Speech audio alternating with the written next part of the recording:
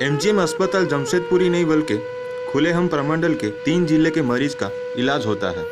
इस अस्पताल में इतनी अव्यवस्था है कि मरीज भर्ती होते हैं और 2 दिन तक डॉक्टर उसे देखने नहीं आते हैं, जबकि राज्य के स्वास्थ्य मंत्री जमशेदपुर से ही आते हैं और उन्हें एमजीएम अस्पताल में अपना एक प्रबंधन भी रखा हुआ है। इसके बावजूद आए दिन डॉक्टर की लापरवाही और समुचित इलाज नहीं करने का कारण मरीजों की मौत होती रहती है और हंगामा भी होता रहता है। मंगलवार की सुबह 8 बजे 40 वर्षीय मनोज शंकर नामक मरीज की मौत हो गई। उसकी पत्नी बिलक बिलक कर रो रही थी और लापरवाही का आलम यह देखने को मिला कि दोपहर 12 बजे तक कोई भी डॉक्टर बेड पर नहीं आया ताकि मरीज को मौत घोषित कर सके। मृतक की पत्नी का कहना है कि पिछले रविवार को दोपहर में इमरजेंसी में भर्ती कराया गया था। वहां इंजेक्शन देना और इलाज करने के बाद मेडिकल वार्ड में शिफ्ट कर दिया गया था। इसके बाद डॉक्टर एक बार भी जांच करने मरीज को नहीं आए और उसने आज दम तोड़ दिया। देखिए, ऐसा है कि डॉक्टर तो सुबह से ही राउंड देते हैं। मैं इसकी जानकारी हासिल कर रहा हूँ कि मामला क्या है। मरीज जो भर्ती होते हैं इमरजेंसी में, तीनों शिफ्ट में डॉक्टर रहते हैं, तीनों शिफ्ट में। लेकिन इसके परिजन का कहना है कि कल से डॉक्टर आए ही नहीं और उसकी मौत हो गई सुबह 8 बजे, अभी तक कोई देखने नहीं आया। सर, इसमें क्या बोलेंगे आप? हम इसकी जानकारी हासिल करते हैं।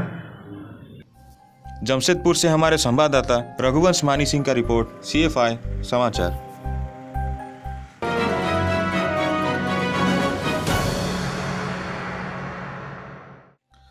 उल्लासनगर 2 के गांधीनगर में एक गरीब परिवार जिसमें 3 मतिमंद भाइयों का समावेश है।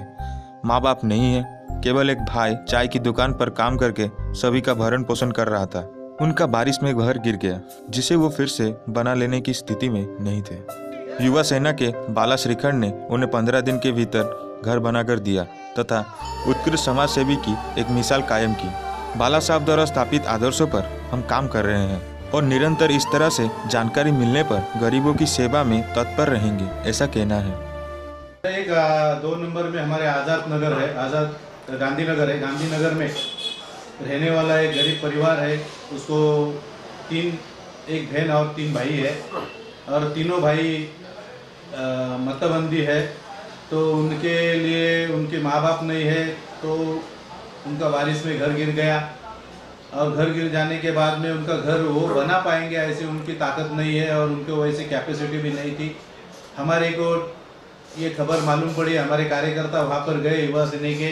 उन्होंने देखा, उसकी जानकारी मुझे और बाला सिरकंडी युवा सेना क्षेत्राधिकारी इनको दी और हमने दोनों ने जाके वहाँ पर देखा तो सही में परिस्थिति एकदम गंभीर थी। वो गरीब परिवार के लोग हैं, उनको खाने के लिए कुछ नहीं है। एक भाई उनका खाली चाय की दुकान में काम करता है, तभी उनका पेट भरता है और ऐसे वक्त पे वो घर कहाँ से बनाएंगे। उनको पॉलिटिकल लोगों ने या कोई नगर सेवकों ने मदद किए बगैर वो हो नहीं सकता था। लेकिन हम वहाँ जाने के बाद परिस्थिति का जानकारी लेने के बाद हमने वो वादा किया उनसे, उनको आश्वासन दिया कि हम आपको ये घर बना के देंगे। हमारे बाला सिरकंडे युवा सेना के क्षेत्राधिकारी इन्होंने ये 15 दिन में घर बना के दिया है और कल ही उनकी चाबी हमने उनके हाथ में सौंपी है और वो घर में अच्छी तरह से रह सकते, अच्छी तरह से अपना जीवन बिता सकते, ऐसा घर बना के गांधीनगर में हमने उनको दिया। मुंबई से हमारे संवाददाता सुनील शर्मा का रिपोर्ट, CFI समाचार।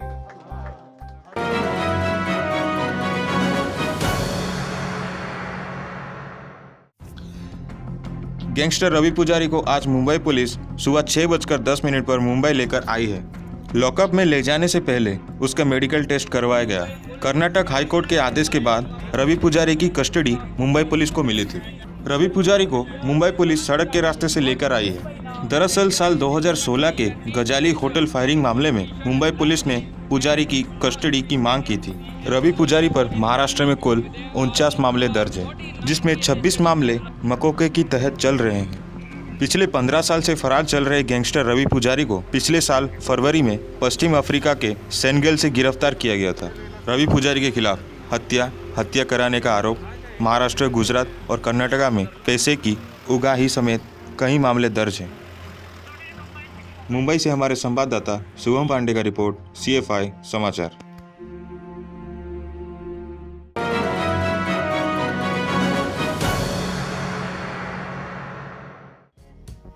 कल्याण रेलवे पुलिस ने एक ऐसे आवारा व्यक्ति को गिरफ्तार करने में सफलता हासिल की है जो यात्रियों को अफीम देकर उनका सब कुछ लूट लेता था। आरोपी का नाम गोविंद राम सोरभी उर्फ चौधरी। बेंगलोर के रहने वाले दिलीप शुक्ला 11 जनवरी की रात को जोधपुर एक्सप्रेस से यात्रा कर रहे थे। गोविंद राम भी बेंगलोर स्टेशन से उसी ट्रेन में सवार हुए। यात्रा के दौरान उन्होंने दिलीप के साथ बातचीत की और परिचय हो गया। कल्याण रेलवे स्टेशन पर ट्रेन आने के बाद गोविंद राम दिलीप के लिए शीतल पानी लेके आया। वो शीतल पानी पीने के बाद वो सो गए। सूरत में आरोपी ने उनके हाथ से सोने का ब्रेसलेट खींचा और भाग गए। सोने का ब्रेसलेट चोरी होने के बाद 12 जनवरी को बड़ोदरा रेलवे पुलिस के पास चोरी का मामला दर्ज किया था, जिसमें पता चला था कि सोने का ब्रेसलेट चोरी हो गया। बड़ोदरा पुलिस ने एक मामले में राजस्थान के निवासी गोविंद राम को गिरफ्तार किया था। जनवरी महीने में 11 तारीख को इसी साल जो फिरियादी है दिलीप भाई साकला, रहने वाले वो बेंगलोर के हैं। वो बेंगलोर से अजमेर ऐसा जयपुर एक्सप्रेस से सफ़र कर रहे थे। उनका रिजर्वेशन था और उनके साथ में एक और आदमी आया, उसका भी रिजर्वेशन था। उसने जान पहचान बढ़ाकर इसको कोल्ड ड्रिंक्स पिलाकर, कोल्ड ड्रिंक्स में बेहोशी की दवाई डालकर यानी नींद की गोलियां डालकर उसके हाथ में जो ब्रेसलेट था सोने का वो चुरा लिया था। तो उसका गुनाह अपनी तरफ दाखिल था। तो ये जो आरोपी है उसको हमने 4 दिन पहले अरेस्ट किया। उसने इससे पहले भी बड़ोदरा इस जगह पे 2 चोरियाँ की हुई इसी मोडस ऑपरेंडी से, और बाद में उसको अरेस्ट करने के बाद फिर राजस्थान लेके गए उसको इन्वेस्टिगेशन के लिए। वहाँ से हमने मुद्देमाल रिकवर किया हुआ है। जांच के दौरान उसने विभिन्न अपराधों को कबूल किया है। मुंबई से हमारे संवाददाता सुनील शर्मा का रिपोर्ट, CFI समाचार।